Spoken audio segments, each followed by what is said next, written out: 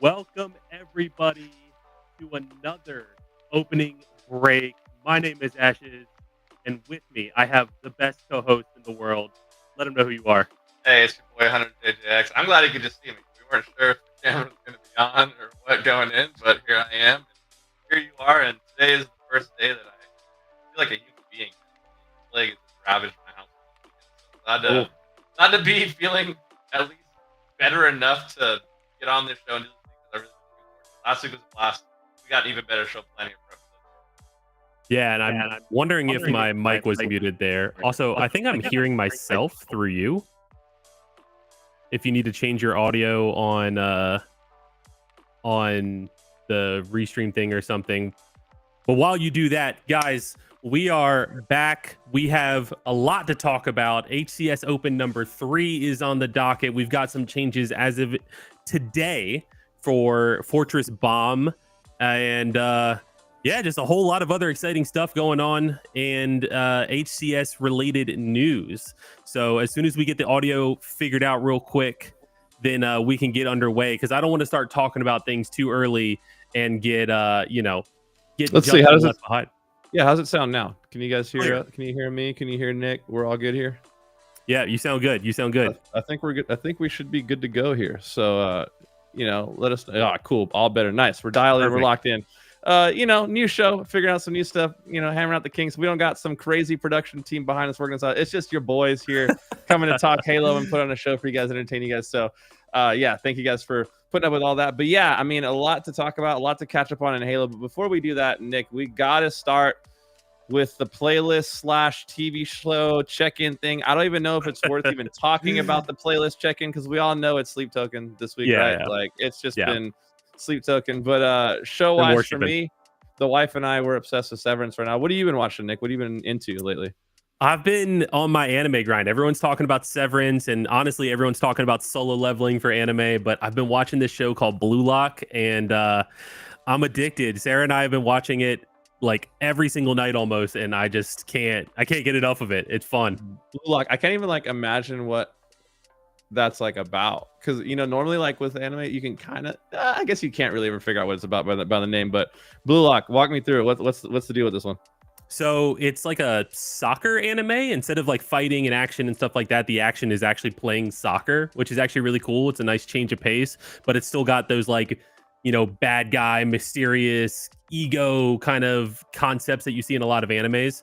And it's about these players from all over the world or all over Japan coming together in this academy called Blue Lock to become the best egotistical strikers in the world and change the way Japanese soccer is played. So it's got a lot of really cool concepts. Yeah, it sounds a little bit more. I mean, I know you said there's a lot of ego and stuff, but it sounds a little bit more wholesome than your usual anime people getting sawed in half and all kinds of debauchery everywhere. So it sounds a little bit more wholesome. I mean, it's not. How are the team vibes in this show? Are they building camaraderie and putting together a balanced squad? What's that look like? No, because it's all about everyone playing for themselves and then working together. In that, it's really weird. I've picked up a few things from my coaching arsenal from this show that might sound crazy, and I'm not telling the players, Dragon Ball Z, sit there, go, and get charged up. No, there's actually genuine concepts talked about in this show, like flow state and things like that relate to esports.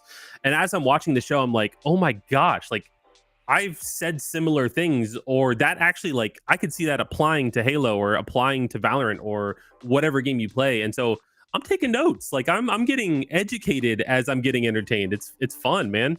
Just today, I had the team doing stuff. So Chaff, you want to know how we went from getting top 12 to getting top 6? Blue Lock. Blue Lock is the answer. That Crunchyroll subscription's paying off, man. That's awesome. Making you a better coach, a better man, and obviously a better husband, getting to bond with the wife. That's awesome. Let us know, obviously, in the chat what you guys have been watching and listening to lately. Love to hear it. But Nick, we got a lot to jump in. Before we get even to the open recap, there was some breaking news pretty much right before we jumped on the stream. You kind of mentioned it a little bit in the intro, talking about some game type change, switch up things. You want to walk us through kind of what came down from the HCS today? Yeah, so they made some, adjustments that were kind of needed, and I'm going to try to find the patch notes. I don't even know if you can really call them patch notes. It was more just hey, heads up, we did some stuff. But it was all around Fortress Bomb. I almost said Forbidden. I keep mixing those two up. It was all about Fortress Bomb. And basically what they did is they added an overshield to the bottom mid, like ring 1, whatever you want to call it, that area on Fortress where the bomb normally is. So they're kind of spawning side by side.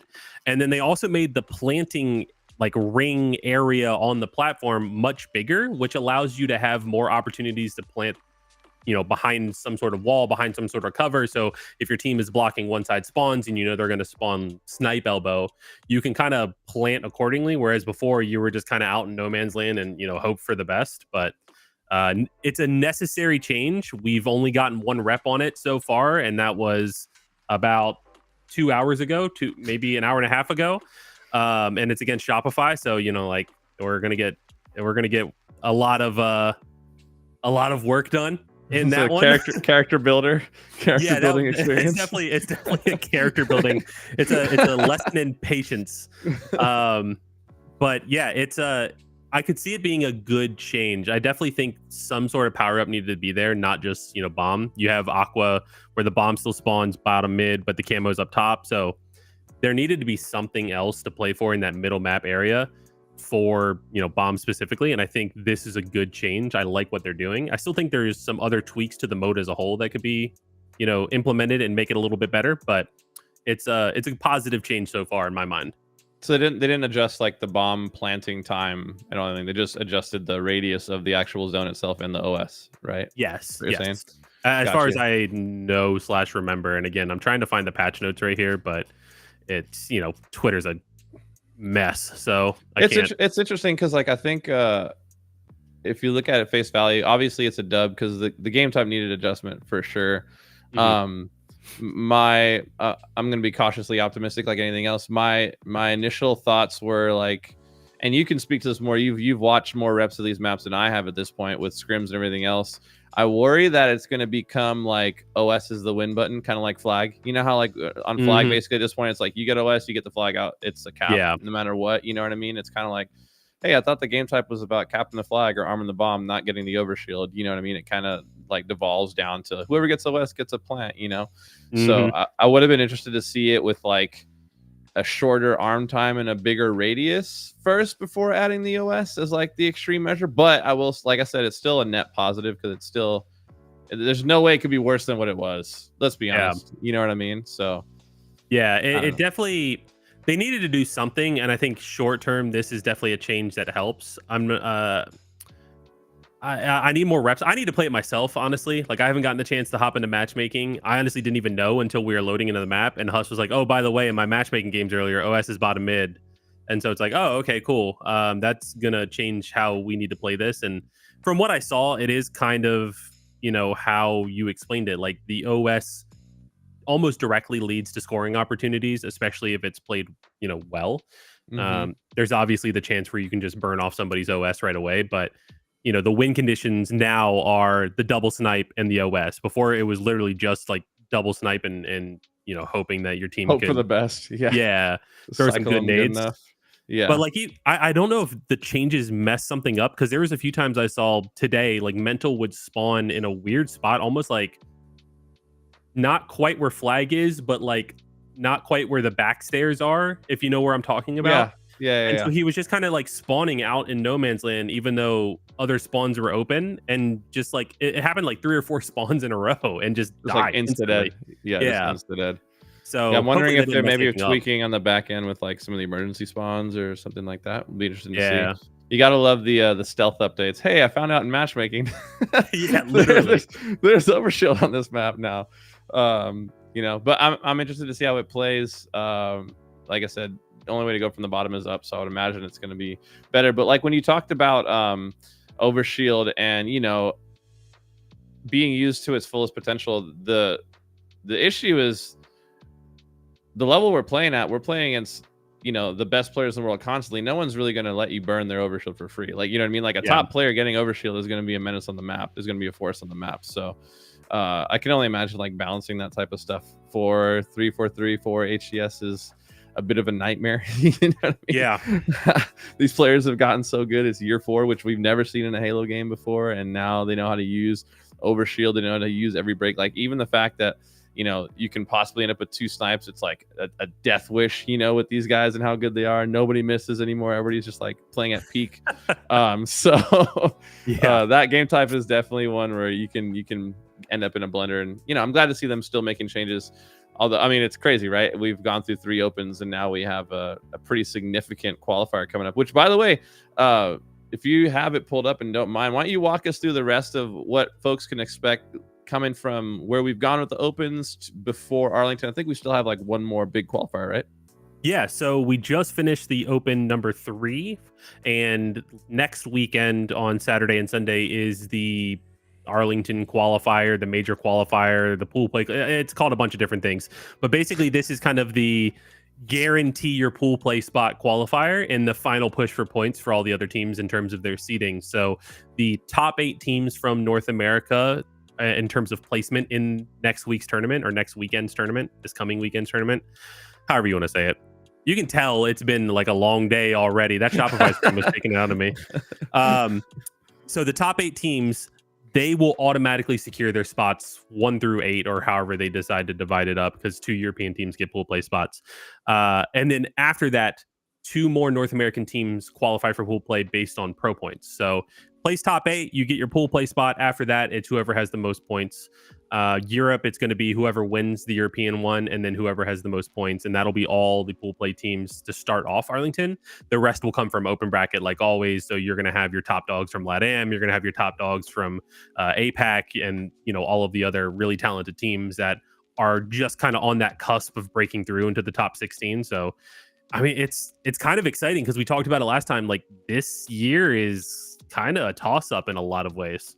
Yeah, obviously we're going to jump into the last open, but before we do, I want to shine a little bit of light on some of those other teams, those other threats. Have you guys by chance gotten the ability to scrim any of these other teams from the other regions, like any of the LATAM teams, or between this split, like, we have in years prior, or are we kind of going in with like, who knows what they're bringing?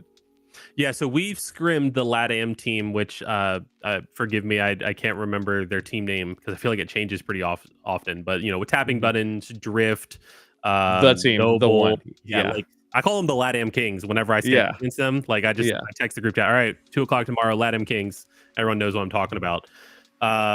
We've scrimmed them before, and the first time, like, they fight back just as hard, like, as any of the, I would say, 6 through 12 teams can.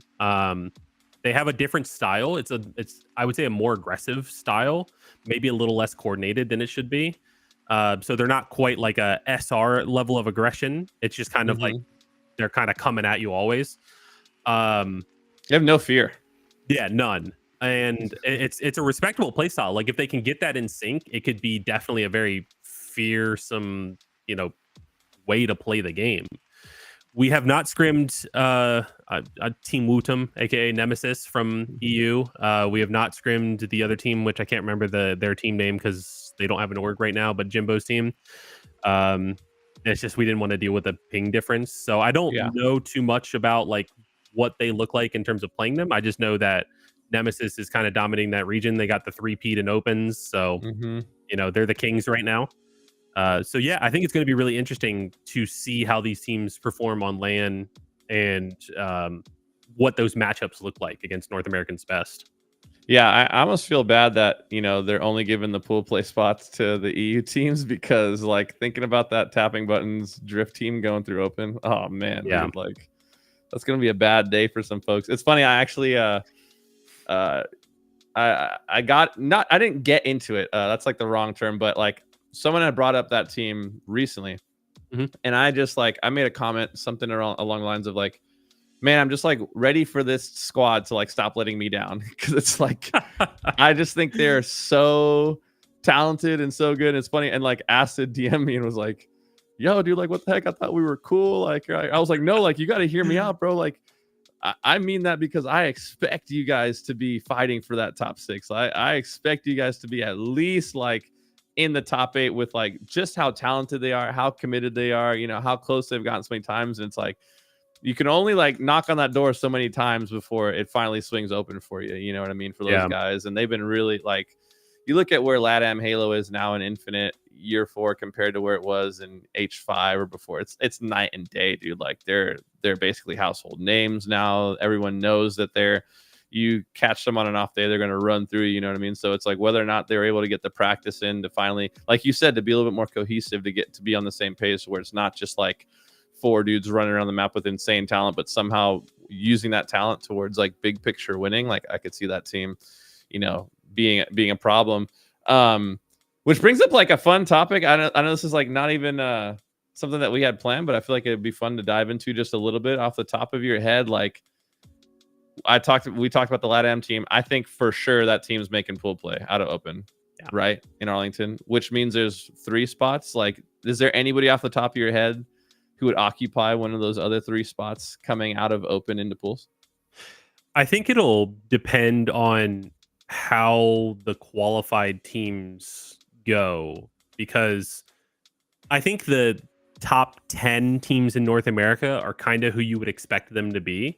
I mean, you know, up until last weekend, and maybe even still, we're kind of right on, or we were right on that cusp at 10th place.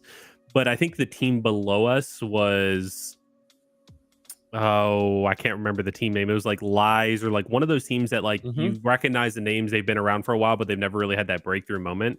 And so that makes me wonder, is there that much of a gap between like top 10 in NA and then the rest? Because I mean, like, not to discredit those teams, but it always seems like in the opens, like those teams don't necessarily put up the fight against maybe like 8th through 10th that you would think they would, especially because like they're not bad players. Like a lot of those players have had pop off moments at different times.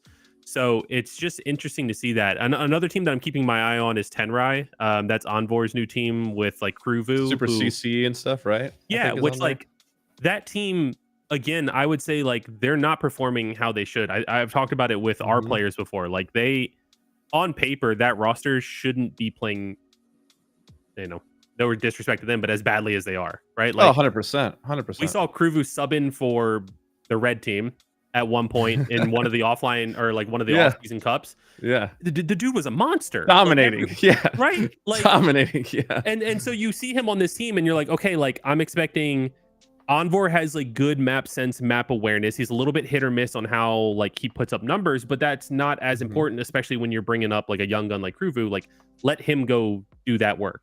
Yeah, you got Super CC, super smart, been around. I was just gonna say, really never makes a bad choice in game. Yeah, yeah, and then their 4th is, I think it was Tony, right? It was Tony 2 turn. Tony, yeah. Who, like, again, he was like what, MVP of or like up and coming player of season 1 or season 2, like yeah. And I know he kind of disappeared for a little bit, but like again, on paper, that team should not be struggling the way that they are. It's really interesting that you bring them up, because I was actually thinking on them because I was watching that cup while I was puking my guts out in bed, and whenever I saw their team for a moment, and I think they were either struggling or they lost, or the way they lost to, I was like, man, going into Infinite, all of those minus Kruvu, because he kind of came up in Infinite, but like those players coming in Infinite, specifically Envor and Super CC, I thought they were going to take the leap from, you know, top 12, top 8 kids in H5 to being like top 4, you know, in the conversation. Like you expect them to take that next sort of step.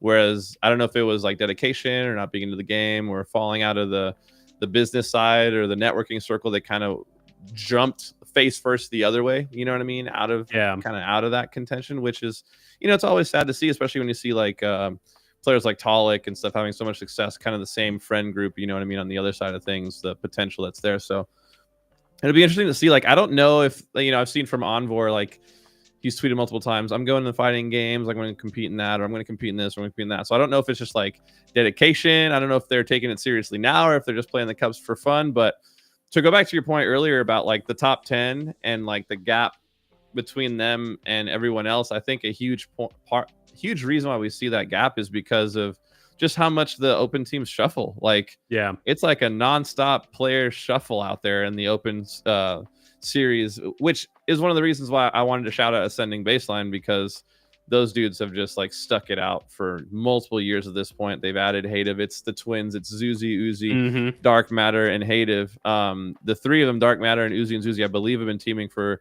it's been at least 2 years. I think they're like 2.5 years or something they've been teaming together.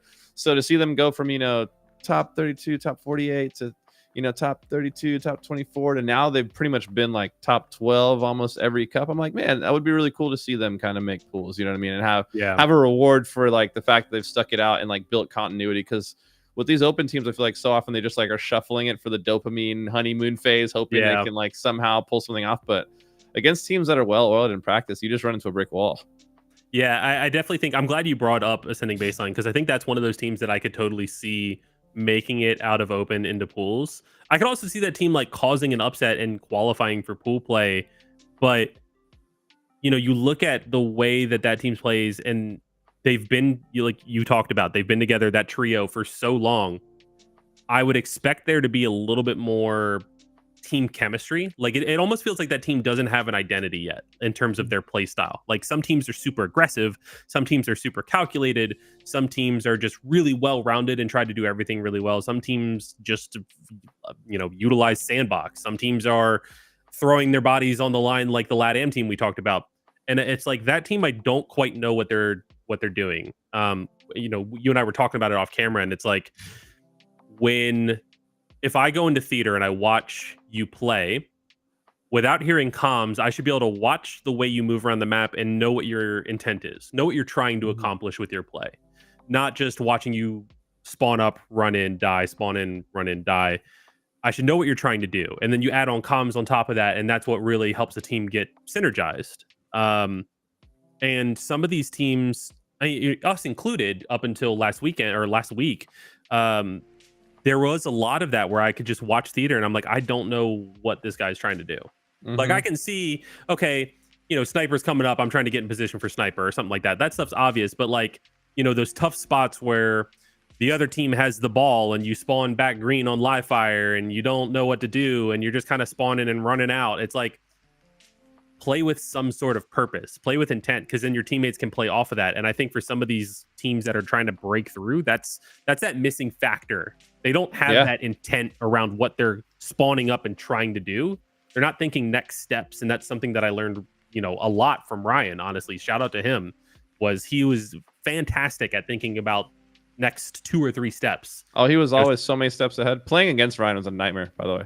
I've lost to him in so many tournaments in my life, bro. But it's like he's making a play. I'm like, oh, I got the God play counter. I go to play my counter, and he's already doing the counter to that counter's counter. I'm just like, oh, okay, great. Like he knew exactly what he was doing. But for Ascending Baseline, I think for me, I think it's incredible. Like, and props to them for finding a core group that's willing to stick together and build. So I think that's huge. Yeah.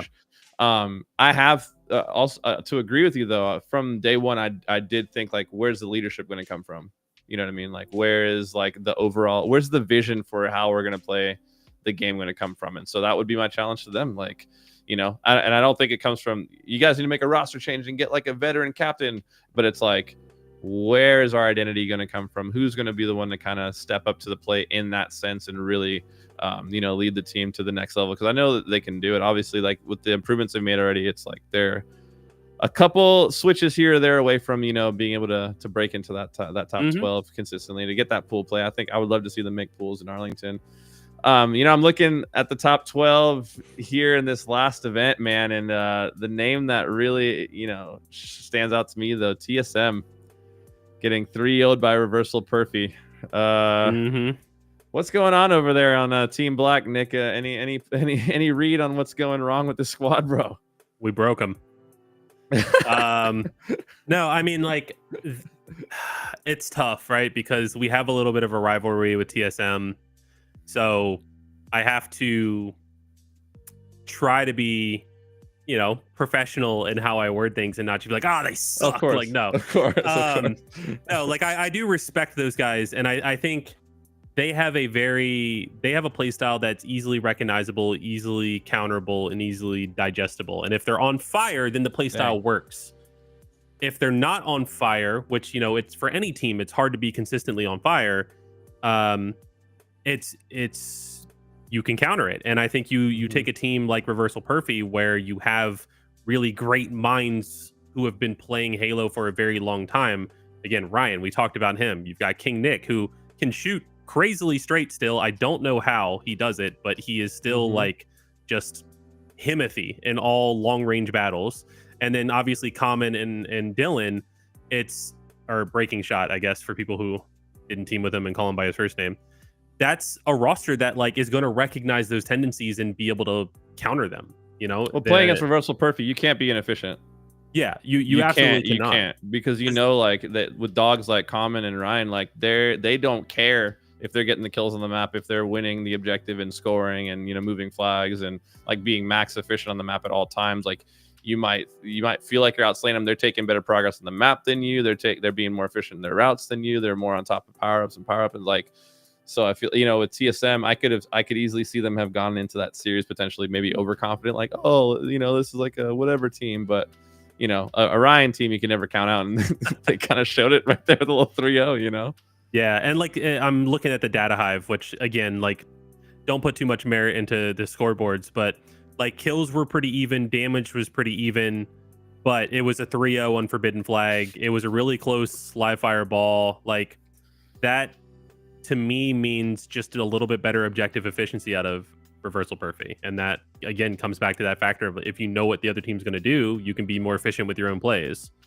So I mean, if you're saying the slays were even and the damage was pretty even, I think it's a big time the objective efficiency gap, not so much a small one, right? Like if you're getting 3-0 on a game where you're slaying pretty close, I don't know, that's nuts. Yeah, well, Forbidden is like one of those, like if you win the opening break and you do it cleanly enough, that can be 2 flag runs, right? Yeah, like, yeah. So it's just it's one of those. The live fire ball was 243 to 269. So yeah. it's that to me is like, okay, like they went to war on the live fireball. And again, this is just looking at data hive, so I'm not like actually getting to see how things went down. The Slayer was 50 to 47, so it was close games other than the Forbidden Flag. I'm gonna throw a shade at TSM because they're my boys. We won that trade for sure. Thanks for Mental, appreciate it. Keep it. We'll keep them. Thanks. But no, you know, looking at TSM, they're definitely going to bounce back. Obviously, they're a squad with a lot of potential, a lot of fire there. You know, being under a new org, a new partnered org I know that brings its own set of challenges and pressure, but they'll settle in and continue to push forward. Looking at the other squads out here, I mean, you know, we could just jump into the recap, Nick. So why don't you walk us through a little overview recap of the Open from last weekend, and then we'll just dive into some of these matches. Yeah, absolutely. So let me go ahead and share screen like we do, but we can't hide our faces, so we'll bring them back up. So we just talked about, and I'm in lower bracket, so let me back it up a little bit. Rebellion, pretty straightforward bracket. They 3-0'd Reversal Perfy. I would say that's to be expected. I think there's just, I mean, they're the top dogs right now, right? Reversal Perfy 3-0ing Triggers Down, though. That was a surprising one to me. I expected that game to be much closer. For those of you who don't know, Triggers Down is the Descendant, Ezo, Lethal, and Collect roster. So there's a little bit of a rivalry there. Like Ryan and Nick left Descendant and Ezo to go to Common and Breaking Shot. I was gonna say, having those teams like swap players like weirdly back and forth and stuff. There's like a thing going on there. Yeah, I don't know what. Yeah, this is the new like. This is like season 4. Are we in season 4? This is like season 4's version of season 3. Reversal Perfy and Dark Inside, just kind of trading teams, trading players. But no, like that. Okay. But a 3-0, right? Like that is. I think Triggers Down has been in a little bit of a funk lately, and I think Ryan's team, aka Reversal Perfy, is going to be able to capitalize on teams that are not firing on all cylinders, because the floor of a team that Ryan's on is going to be much higher than a lot of other teams expect. And again, you have shooters on that team, right? So 3-0 though, I could have, you know, maybe the Slayer, I would see a team with Descendant, Ezo, and Collect taking, you know, like that's just 100% firing power to firing power. Like I would say one team has a little bit more than the other, but clearly this weekend it didn't matter. I got to go back and look at the other two opens, because didn't Triggers Down beat them previously, like 3-1 or something in one of the past opens? Like I think they knocked them out. I'm pretty sure in open 1. I believe I know they've played each other before in the opens. Yeah. I don't remember. I think Triggers Down took one of the series, but I can't remember all of them. Yeah, I think it was open 1. I think Triggers Down beat them pretty handily. So to see Reversal Perfy now beat them 3-0. Yeah. You know what I mean? Yeah. There you go. They're getting back at them. Space Station had a pretty easy bracket up until Cloud9, and Cloud9.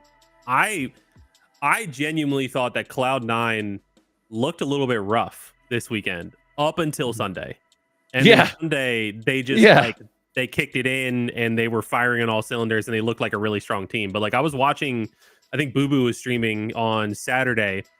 And I hear they dropped a map to Lies Infantry, and like no disrespect to them, but again, that's not. I mean, they could have lost that series. Did you see that? Did you see that series? Yeah. Lies Infantry literally was up in all 3 of the first 3 games and only won 1 of them. They could have literally 3-0'd them. Pretty crazy. Yeah. So and that's with Complexion be like, shut up, like do this. What are you doing? That's my. I'll not stand for any gunny slander here on this show. I'm just saying, like, that's what I'm hearing when I open his stream and hear comms. Optic, pretty easy bracket until they played us, and they're the other top dogs. I think we played them pretty well. We won the Slayer really convincingly. We just had some slip ups in some of the other modes that cost us, but everything but the Fortress flag was close. Common brought up a good point, by the way. He said that they're now they've won 2 out of the 3 matchups between Reversal Perfy and Triggers Down now. So now they're up in the series after this last one. So they play each other every week. The other thing that I did mean to bring up was Ascending Baseline took Cloud9 to a game 5, I believe. Oh, yeah. I think we'll set in the lower bracket, right? So we'll get there eventually. But yeah, to talk about that Cloud9 team, I mean, in lower bracket, yeah, that's insane. So let's see. Luminosity took a map on Better. I don't know which map that was, but again, we talked about Luminosity last week and kind of gassed them up. Like I think they've got a good thing going there. So yeah, it's kind of to be expected, right? Yeah. Lower bracket though, that's where things get interesting. So we talked about the 3-0, the Perfys over the TSMs. Shout out to those guys, man. What a series. Yeah. 3-2 Cloud9 over Reversal Perfy. So really close one there, and like. We saw Cloud9 go on to beat the red team. So, anything you want to talk about there specifically? It was a 3-0. So I thought that was a 3-2 against Ascending Baseline, but it was a 3-0, and then they went 3-2 against Reversal Perfy. So, like, I think that so for Cloud9, one of the things I've noticed, and this goes all the way back. Do you remember? I think it was season 1 when Cloud9 had that random like top 6 out of nowhere when it was like Triton and all those other guys. Like they just it might have been season. You know what I mean? But there's something about this Cloud9 roster where, like, on a Sunday, winning a game 5 close or something, it sparks something in them, and they make these crazy runs. I know it's a completely different roster at this point, but I've just seen it happen with the Cloud9 brand so many times. But yeah, they played a hot Reversal Perfy team. So a Reversal Perfy team that had just gotten done 3-0ing TSM, they come in, they go down to the wire. Win a game 5 against them, and then moving on to the red team, they beat them 3-1, and from there on, like they're cruising at that point. You know what I mean? So, insane showing from the Cloud9 roster, and I mean, you got to feel good for those guys, dude. I mean, love seeing Boo Boo still around. Still showing that I can still hang. I'm still one of those dogs. And then, like, I know they lost to Space Station in that series, but that series was teetering in multiple moments in those games. So. They rode that momentum all the way to top 4 for Cloud9. So a good weekend for those guys. Yeah, I think Cloud9 is one of those teams that's really streaky, right? They can either look really good or kind of rough. And we even saw that last season before they like made their change and let go of Suspector and brought on Boo Boo. But like people maybe don't remember, Salt Lake City, the champions were Space Station Gaming. The champions, by all accounts of anybody who was watching it, should have lost to Cloud9 in lower bracket and been eliminated at top 6, top 8? No, it's top 12, dude. That match was for top 8. Yeah. Like that's like what I'm talking about with this team. Like they can be so good when they want to be. And I think this is us finally seeing what Cloud9 can do. And I think this is proof for anyone who might have been doubting it. Like Aiden is obviously really talented at the game. Spectre can obviously put up amazing stats, but Boo Boo definitely still brings something to the table that maybe Aiden didn't. And now we're kind of seeing the proof is in the pudding, right? Like we're seeing them. Where is the Spectre? Do we know? Does anybody know? I saw him playing like a some community tournament the other day. I don't okay, know. okay, I think he retired. Gotcha. That makes me sad. He's so talented, but yeah, it's a hard knock life out here. Okay, let's go to the other side of losers bracket now. So back us up a little bit here, because this is, I mean, we got to tell our story, obviously. Yeah. So Triggers Down got knocked lower early, so they kind of had to make a little bit of a run to make it to Sunday, and then they met us. So we were at Buzzsaw on Sunday. What you have the boys eating for breakfast, by the way? I was tuning in. I was like, hold on a second. Tropical Smoothie, not a sponsor, but they should be. Shout out to them. No, it's really like this last week, and I think, funnily enough, so my wife showed me in the YouTube chat of LVT, like people were talking about like, oh crap, like I thought Ashes was just talking trash on that talk show, but like he's actually got these guys turned up, like they're playing well. And it's like, yeah, man, like there's a vision here. Like I don't have good thumbs. That's why I'm not competing. I have good eyes. And it's like there is, when I look at these teams play, whether it's my team or the other teams, I'm looking at patterns, I'm looking at weaknesses, I'm looking at strengths. And I think as I learn more about Halo as time goes on, and again, shout out to Ryan for helping me so much, learn so much about Halo, there are things that we can capitalize on that we weren't doing a good job of. And I think everybody recognized that we were just all over the place on the map, and it made us easy to kill. It made our setups easy to break, if we even had a setup. And I think we finally found the right thing. And obviously you can't give away everything. You know what I mean? I get all that for sure. My main question to you is going to be whether or not you feel like you finally tapped into what it's going to take to raise our floor, so we're not fluctuating between top 4, top 6, and top 16, you know. But if you feel like you've kind of been able to narrow in on that vision to understand like, hey, this is what we need to focus on as a squad in order to at least maintain a baseline here, then I mean that's gotta bode well for the rest of the season, right? Yeah, it wasn't so much of like changing our playstyle or anything like that. It was more just shifting our focus. And I told the guys, like, you know, we talked a little bit about it earlier, playing with intent and focusing on how we communicate. And I think that was the things that we were lacking. We weren't doing a good job of communicating, and we weren't doing a good job of playing with intent. And for those of you like who haven't heard me ramble on about Halo before, when I say play with intent, I mean your body language in game should be readable by your teammates so that they know how to play off of you. Whether your comms are good or trash, I should know what you're being able to do, and then your comms just kind of add that in so I can read your mind without needing to read your mind, right? And we weren't doing a good job of that. Our play looked random, it looked chaotic, and sometimes it worked because we were just winning 1v1s and fighting pivs to the death and winning them. But like that's not a consistent, you know, path to victory or success. Yeah. So when we shifted our focus of, you know, how we were playing, and the, you know, all credit to the team, like they've really been locked in on doing that all of last week. They've really kind of solidified that this is our new baseline. This is what we need to be doing every single time without doubt. And now we can start implementing changes to our gameplay or our strategy that need to be fixed, or things that are getting exploited by Optic or SR or whoever. But you can't really learn from those things if you're doing all the basics wrong. And we were just doing the basics wrong. So we've got the basics in order. We're still like, I'm still drilling them like every single day. We need to work on this, this, and this. Like keep focusing on these things, keep playing with intent, keep calming well, and then we'll learn from the mistakes. So, I mean, dude, it was like, it's like night and day different. I mean, teams that were beating us were coming out and 3-0 in them.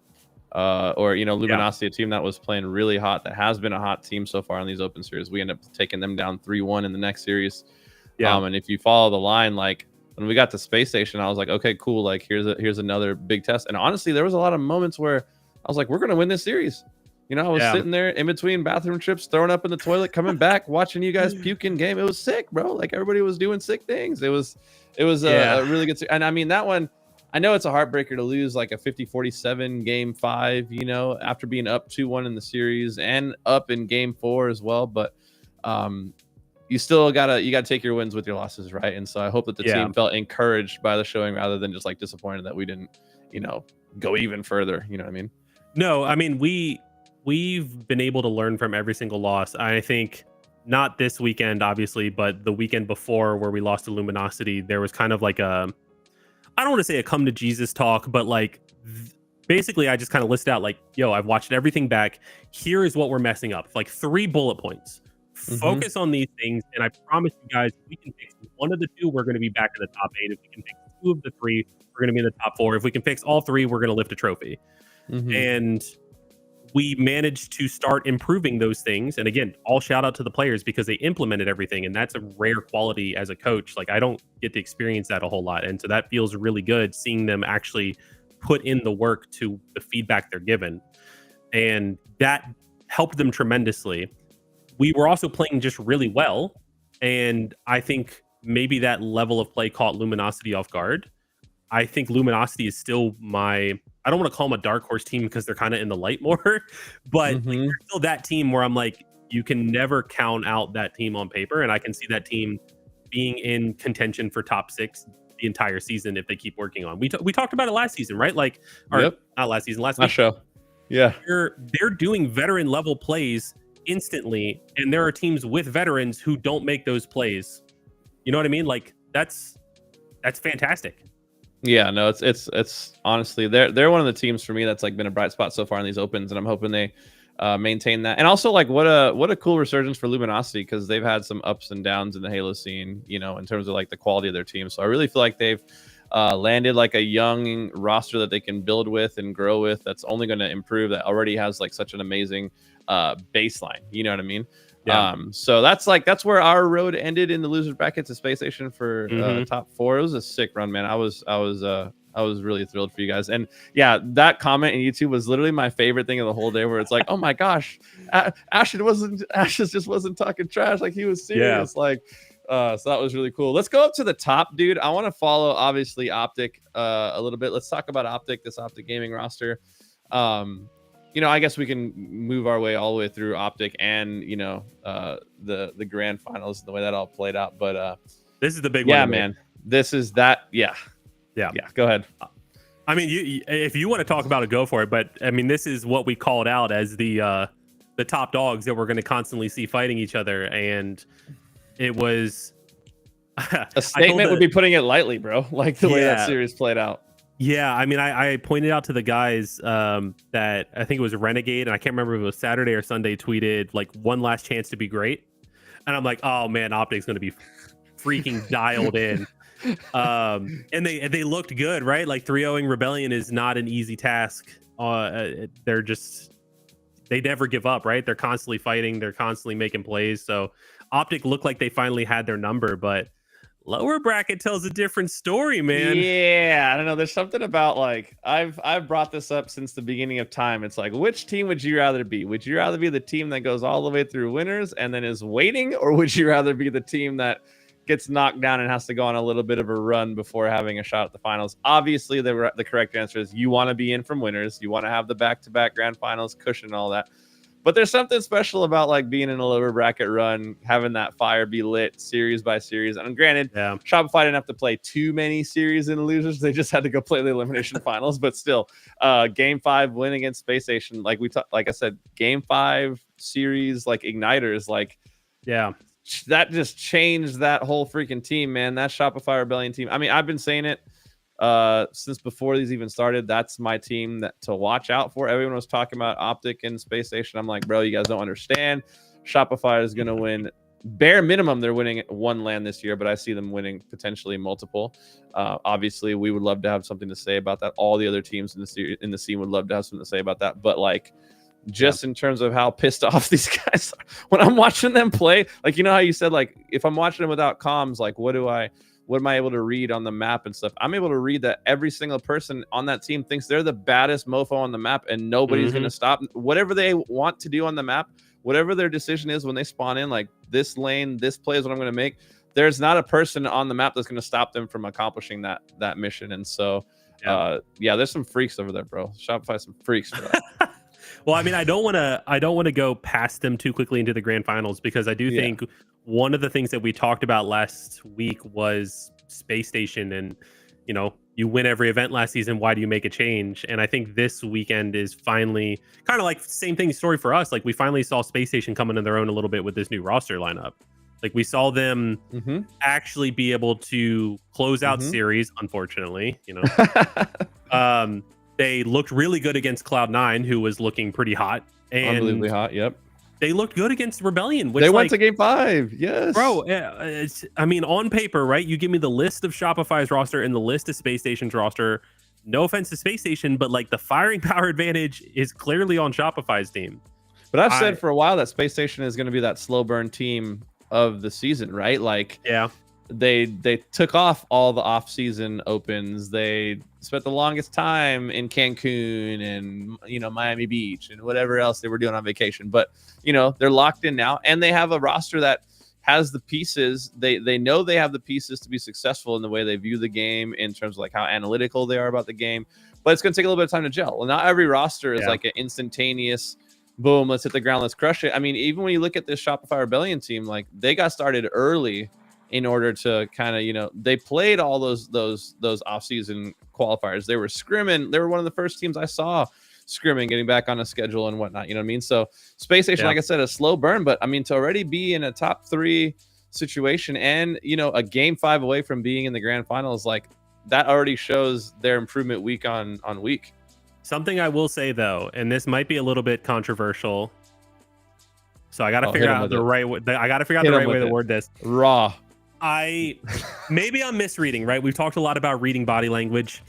I don't know if it was a lack of awareness, and because of Lucid's tenure, I don't think it was a lack of awareness. But in that Street Slayer, I saw a frustrated ego chow out of Lucid of like, basically he gave up. And he was bottom C. I think he cleaned up a kill, but he was hurt.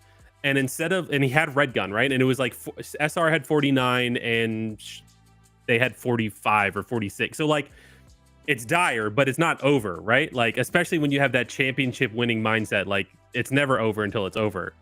And I watched him while he was one shot with no real pressure on him, just jump out like across the doorway of like bottom C on streets and chow somebody who I think was full health or maybe had one shot worth of damage into them and then just die. And it's like, you are a championship caliber player. You're on a team that's expected to be a top 3 team this season. How is that the play you're making in a game 5 series when you're finally starting to have a little bit of success as a team? Like, again, no disrespect to him, and maybe there's something I'm missing, but like, maybe he got a bad comm or something, but like, that looked like, I give up, screw this series, SR, you win, and he was ready to take his headset off. Well, I can actually speak I can speak to it just a little bit. I don't know a ton about what's going on, you know, behind the scenes, obviously. But I will say that on the Space Station roster, I did see, I tuned into Lucid's stream, and he was talking about how he feels he's the one that has, like, he doesn't feel comfortable yet in his role, and he has to find his role on the team, which is like really interesting to hear him say. And he's the only person I've heard, you know, say that. Obviously, you don't get to watch an Eco stream or a Stellar stream. Snakebite seems to be doing what Snakebite has always done and is thriving.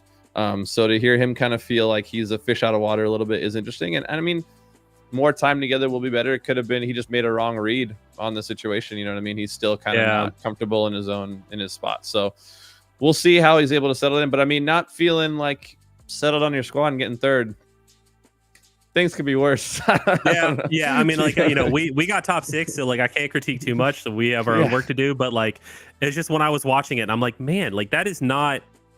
I get when players ego chow, right? Like, I know Frosty's in the chat, but like, Frosty will like chow you. Like, his own life does not matter because he's so confident that he's going to win. And like 9 times out of 10, he does. Props to him. Like, he will be one shot G slide out of whatever cover he has and be like, nah, I'm winning this. He'll will himself to that W. And like, I know that can happen for other people. And I know this is online. It's not a scrim, but it's like, you know, only 1 tier up, and they're confident they're going to have a full play spot. Like, I get there's a lot of factors here, but I've also watched a lot of Halo over the last 4 years. And that is not a Lucid play. Not at 49. No, if it's like 35, chow your heart off, King. But like, that was not a Lucid play. Yeah. It speaks to some other things that got to get worked out. Yeah. You know, we'll see. But there's growth there. Yeah. There's growth there, which is good. They started, what did they place open 1? I can't remember. I want to say it was like top 6 or something. Top 6, top 4, something like top that. 6, and then I think they got top 4, and they got top 3. So they're clawing their way up. So, but they were they were more important to this tournament than people realized, because what they really was the stepping stone for Rebellion. Yeah, they were the first step in Rebellion. They were the warm up. They were Rebellion's warm up for the grand finals. You know what I'm saying? No, like they really were. Like Rebellion came out of that game 5, and like I honestly thought, I couldn't tell if Space Station was looking really good or like Rebellion was just kind of caught off guard, maybe. But once Rebellion found their flow, they win that game 5. It was like, I would say, fairly convincing streets. It definitely was not like a slaughter, but it was a convincing win. They looked in control for the most of it. But the Optic series for the grand finals, man, like it was just that was just like, I turned it off. You guys, I was like, I've seen this movie before. Yeah, literally. I don't know if Optic just didn't warm up, or I don't know what was going on. Even like again, like reading body language, there was a couple times where you could just tell like Legend was like, oh, this one's over. Like, and that's coming from Legend. Like, he doesn't normally give up, right? But Rebellion looked good, man. They looked really good. I was watching like, I'm too sick for this. I watch any more of this, I'm gonna throw up more. I got to get out of here. After like the first 2 at that first series, I was like, yeah, I've seen this too many times. But like, it is online. It's not LAN. Rebellion though, sitting pretty number 1 seed so far, and like to the point where Moist Critical, did you see his clip where he was watching the fun? Yeah. I mean, he's like a noted, like, everyone knows that guy hates Halo, like doesn't give a crap, but yet he's like, he's engaged now, involved. He's like, even he's stoked. He's like, dang, like we're dominating him. Like he's like, he didn't realize like how good his team is or what. But yeah, I don't want to say like Optic was necessarily playing to their floor, because the day before they 3-0'd Shopify, right? They had an insane performance. So I don't know, dude. I don't know if it was like Optic flat, Rebellion off that again, like that losers run. You come out of a game 5 win, but like we talk about ceilings and floors all the time. I think Rebellion's ceiling is ridiculous, dude. Like I don't think people realize how there's so much hype about Optic and whatnot. Granted, so justifiably so. Yeah. But in my opinion, there should be equal hype when it comes to the roster that Shopify put together. Like when it comes to raw skill and potential, come on, dude. Well, I think like you look at how the whole offseason roster mania went, and it was all talking about like Formal is going to build a super team. Formal's going to do this. Formal's going to get whoever he wants. Optic's going to do this. And it's like, okay, so Formal got his pick of who he wanted. This is the team that he came up with, and on paper it is a very strong team, and we're seeing that in practice. And Shopify, I don't know how their team came together. I just know they built around Cycle, and they got some great players, and Last Shot is the next up, if not already there. And the chosen one, bro. Yeah, and so you look at that team on paper, and they didn't have the same hype as Optic, but I would say they're just as good, if not a little bit better, clearly, right now. They just didn't get the hype that they deserved in the roster mania. So I don't know if people were caught off guard. And I saw Frosty say he was going to leave, so there's no bias. But we were doing this last week too. Like we gassed up Shopify. You guys are a strong team, and it's very clear. And my question again, and we talked about it last week, just so that people don't think there's bias towards Shopify at all. Yeah, screw those guys. Imagine.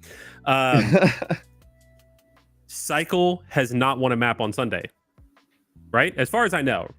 Maybe he won 1 or 2 maps last year on Sunday. Will the experience of Frosty and Brill to give him the confidence so that there is no doubt in his mind as he loads into whatever match he has to play first thing Sunday morning of like, oh, okay, I've never won a map. Hopefully this is the first one. I just got to make sure I don't mess up. Oh crap, I messed up. Like you can't get into that spiral mindset and start. Nah, he's built for yourself out of it. You think he'll be fine? I watched him rocket Donnie when he was on our team.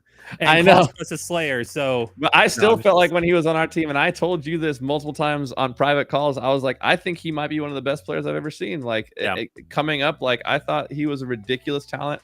I saw his like court vision, like the way he viewed the game. Like very few people understand the value in doing damage and not ever being seen. Like he was like you know, he was playing for us. We were, you know, top 12, top 8, top 6 in that mix somewhere. And he was making plays where he, like, you know, peeks and angles, shoots the guy 3 times. By the time the guy turns around, he's already dipped out. So that guy's fighting ghosts. He's damaging, and like, literal, like, it takes people years to figure that, if they ever figure that out. You know what I mean? It reminds me of Ola back in the day, or Neighbor. Like, I played against these players in their prime. They were nightmares. The nightmare, like, people think of Neighbor now, whatever, like, they don't realize the nightmare of playing Neighbor back in the day when he was in his prime was that he would get behind you, or he would make an angle play on you. He would shoot you, and by the time you turn to shoot him back, he would have already moved on to the other thing, so you didn't even ever get to see him. So you're just constantly getting damaged, weak for his teammates. Now Ghost Ayami's jumping at me off P3, and I'm like, oh, I'm already weak from Neighbor. Like, this is stupid. You know what I mean? But it's like that, like, level of, like, breaking the other team down mentally and not even worried about whether or not he's going to get the kill or not. And then when it comes down to a 50-50 piv and there's someone in front of cycle, he just fives them. You know what I mean? Like, it's just like, okay, and just keeps his day going. But it's like the selflessness to not worry about having to get every kill and let your damage be the impact on the map is insane. And he's, like, literally one of the best I've ever seen do it, especially in Infinite. So you pair that with, like, Royal 2, who's a literal turret on the map, not missing shots. Frosty, who's going to chow everybody, and there's already going to be weak people. Like, Frosty's challenging people when he's weak. So now put weak people in front of Frosty, and it's like, okay, it's just open season. And then last shot, he just gets to thrive, honestly. Yeah, all of that's going on in last shots. All that's going on in last shot, still dealing the most damage every game. Like, he's just sponging it up. Like, I'm just glad to be here. Let me go ahead and let me just do work. You know what I mean? And so, it's a dream roster when you think about it, the way they put it together. Yeah, it may not be formal stream roster. It's actually his nightmare, but it's definitely a really strong team, and I'm excited to see how they develop. I'm excited to see how all these teams develop, and you know, we've kind of finished recapping all of the stuff that we wanted to talk about, right? I do have one quick thought. Okay, you have a thought for me. If you want to ask me first, or want me to ask you? Go ahead. Up to you. I'll ask you first. Okay, go ahead. Is there anything so far 3 opens in that's surprising you?